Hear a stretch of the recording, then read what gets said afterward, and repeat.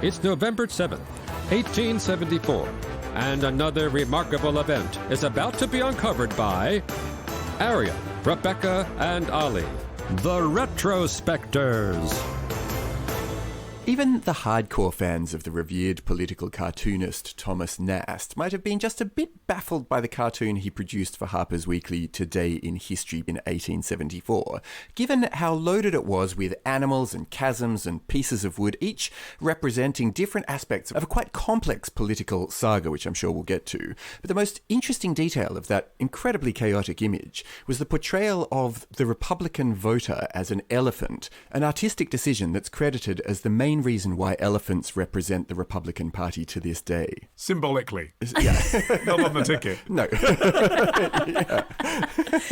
I mean, Arion, you say chaotic. I mean, surely the political symbolism wasn't lost on you. You must know that this cartoon refers to the Democrat-leaning New York Herald attempting to scare the Republican voting bloc with scaremongering about Ulysses S. Grant potentially taking on a third term as president. I mean, that's obvious before you even start labelling every single piece of the cartoon with a different thing. Yes, I love the cartoons. Yeah. They have every single thing has to be explained. What? I'm like, well, this isn't really serving its purpose then, is it? Well, it's almost as if political cartoons from 1874 weren't designed to be looked at in the 21st century. But this one has significance because this was just before the midterm elections, then as now.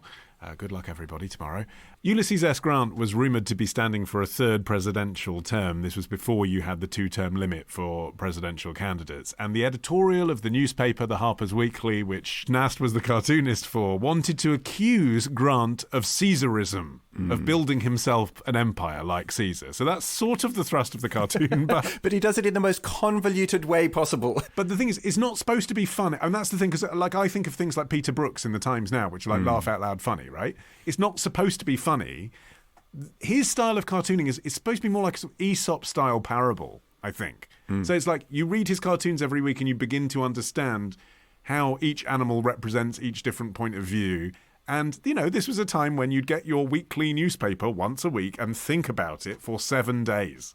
It's not supposed to be a quick fix, like we think of cartoons now. Yeah, this is the thing, is that Nast and other cartoonists had previously used animals as stand-ins for parties. But as you say, Olly, it was all about fables and parables. So if you thought the Democrats were being sneaky, you might draw them as a fox. But then, you know, the next week, if you thought they were being courageous, you might draw them as a lion. There was no idea that you would look at an animal and think, oh, it's this party because that animal represents the party. The caption of it reads, "The third term panic, an ass having put on the lion's skin roamed about the forest and amused himself by frightening all the foolish animals he met within his wanderings." So you have this picture at its heart which has a donkey dressed up as a lion. This donkey is meant to represent like the pro-democrat press that are getting all kind of riled up about the prospect of Grant running for a third term, which he didn't do, at least at this stage. And so they're spreading this news that is spooking all the animals around them, and all of the animals in this image have a significance, including a sort of ostrich with its head in the sand, a cowardly fox, which represents the Democratic Party.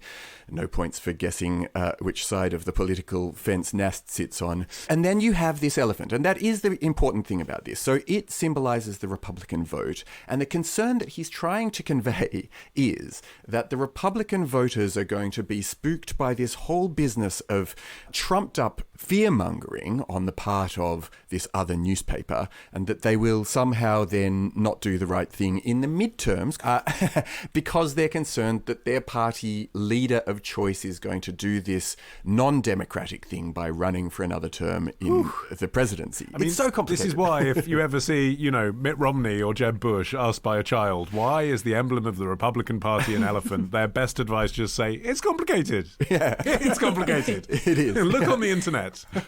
Well, after this cartoon, Nast broke with past tradition, you know, of using just different animals based on what message you're trying to convey. And he used the elephant to represent the Republican vote or the Republican Party 7 more times in 18 months. And that really sealed the link. At a time when Harper's Weekly was one of the big American magazines, millions of Americans bought and consumed these magazines every week. And cartoonists were particularly influential because they often, you know, in the age before photography was particularly widespread, they would often illustrate their front cover with a cartoon. It would be right slap bang in the middle. So it would be shaping the national conversation, even among people who didn't even read the magazine.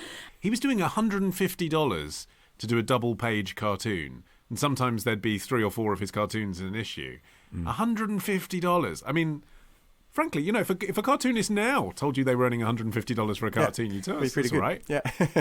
He was a really interesting guy as well, because he was first employed at Harper's in 1862 during the American Civil War. He was age 22 at the time, but he initially wasn't recognised as a satirist. What he would draw would be sentimental domestic scenes with a sort of pro-union undertone. So, you know, a soldier arriving home from the war at Christmas, that kind of thing, the kind of thing that would appeal to a northern wartime audience. And a lot of aspirational African Americans as well, which is another thing, because, I mean, Arion, you said earlier, he was clearly a Republican, but back in these days, he was also a Northerner, which meant he was anti-slavery and pro-emancipation for black people. So it's like looked at now as a Republican cartoonist. He's not necessarily drawing what you'd expect.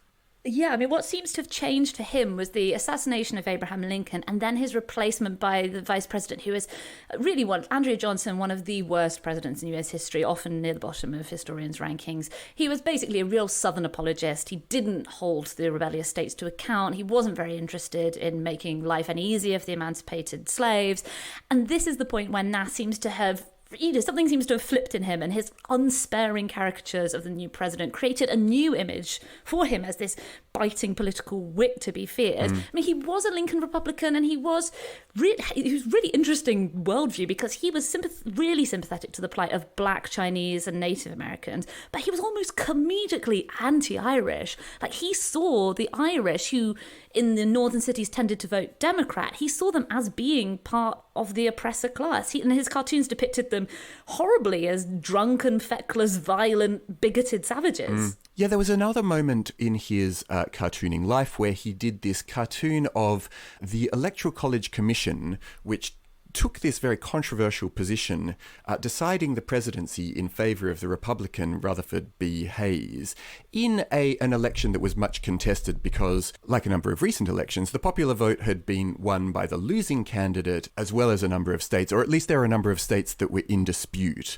which called for this election college commission to weigh in on, and they basically decided that the Republican had won, even though history doesn't look terribly kindly on this. But anyway, his cartoon had this picture of a wounded elephant, the Republicans, at the grave of the Democratic tiger, and it was entitled "Another Such Victory, and I Am Undone." Yeah, and in that cartoon, Nast was depicting the Democrats as a tiger because he hadn't fully committed to depicting the Democrats as donkeys, and this is not an association that he invented. The first Democratic donkey, as it were, was Andrew Jackson, in the sense that his opponents labelled him a jackass during the election of 1828, and this was a time when jackass was pretty ripe language, but it backfired massively because Jackson had, we talked about this before in our episode on the riot at the White House, he had this man of the people image. He was going to drain the swamp in Washington.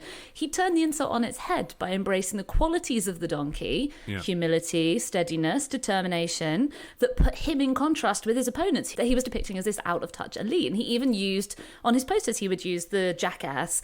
But it was Nash's eventual embrace of the donkey as byword for the Democrats that sealed the animal as a party symbol. Although what's really interesting, I think, is that the Republican Party's official logo is a red elephant, even though in Nast's cartoons and others, it was rarely used in a positive sense. Whereas the Democrats have never officially embraced the donkey symbol. I think it speaks to the fact that Nast was a Republican. You know, the elephant can be clunky and meandering and a bit irrelevant because it's old, I suppose. But it's also intelligent and impressive and massive and strong. Whereas a donkey is nobody's favourite, is it? And for a party that styles itself as the Grand Old Party, it seems entirely appropriate. The Grand Old Elephant was their original suggestion. A curious detail of the Republican elephant, which is actually copyrighted by the Republican Party. I think you are allowed to take a picture of an elephant without giving the Republican Party. That's true. But the particular one that we probably have in mind that's half blue, half red, and it has stars on it, just prior to the first year of George W. Bush's administration in the year 2000, with a very little fanfare, they flipped the stars so that they are now points down. But they did it with not very much notice and not very much explanation. And it was because on the flag, the points of the stars all do point down, and they were worried that the image that they were sending with their logo was of an inverted flag, which obviously signals either some sort of panic or distress. I'm not surprised they didn't give that a lot of fanfare, Arion. Well, They're not going to put a press release about that, are they? Especially if you've got George W. Bush having to defend it. Yeah. They're probably like, let's wait till we have a dyslexic candidate who just won't notice, and then let's just get it done. Tomorrow. So the idea that one bullet would go through two people does seem a little bit far-fetched, but then also, the bullets are probably a lot bigger. Ditch the ads and get a Sunday episode when you join Club Retrospectors. Subscribe now on Apple Podcasts, part of the Acast Creator Network.